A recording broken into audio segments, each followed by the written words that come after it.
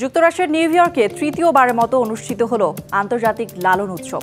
স্থানীয় সময় রবিবার সিটির উড সাইডের কুইন্স প্যালেস মিলনায়তনে এই উৎসবের আয়োজন করে লালন পরিষদ ইউএসএ।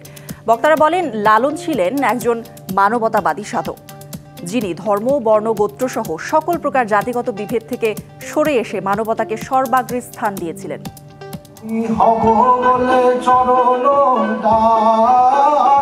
লালন শাহের মানব দর্শন ও মানবতার কথা শুধু বাংলাদেশেই নয়, ছড়িয়েছে বিশ্বমঞ্চে। এরই অংশ হিসেবে নিউ ইয়র্কে তৃতীয়বারের মতো হয়ে গেল আন্তর্জাতিক লালন উৎসব। লালন শাহের ১৩৫তম প্রয়াণ দিবসের কথা উল্লেখ করে বক্তারা বলেন, বর্তমান সময়ে লালনের দর্শন খুবই প্রাসঙ্গিক এবং প্রয়োজনীয়। এই পৃথিবীতে মহান মনীষী যারা জন্ম নিয়েছেন এবং পৃথিবী থেকে বিদায় নিয়েছেন, তাদের মতো হতে পারবো না আমরা।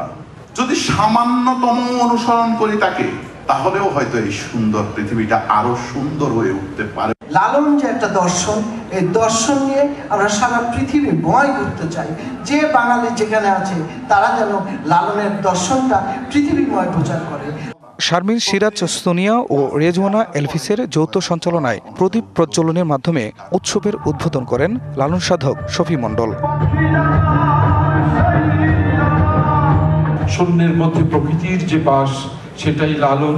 ডাবল ধামাকা অফার, ওয়ালটন ট্যাবলেট পাওয়া যাচ্ছে নতুন ছাড়কৃত মূল্যে। সেই লালনকে নিয়ে আমাদের পথ চলা, যেখানে জাত, মত, ধর্ম, বর্ণ নির্বিশেষে শুধু মানুষের কথাই আমরা বলি।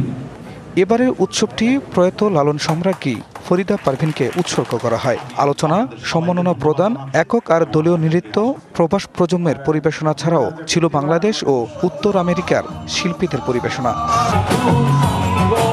নিউ ইয়র্ক ছাড়াও যুক্তরাষ্ট্রের বিভিন্ন অঙ্গরাজ্য থেকে অনেক শিল্পী ও কলাকুশলী অংশ নেন উৎসবে।